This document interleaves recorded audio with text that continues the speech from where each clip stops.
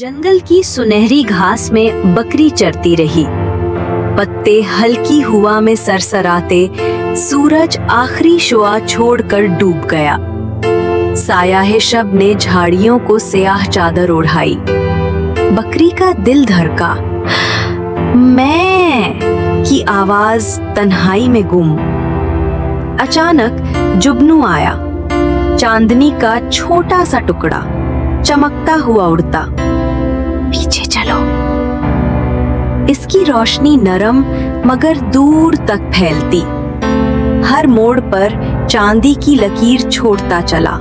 झाड़ियों में, पत्थरों पर, दरख्तों की जड़ों के बीच रोशनी का पुल बना, जैसे सितारों की सीढ़ी जमीन पर उतरी हो।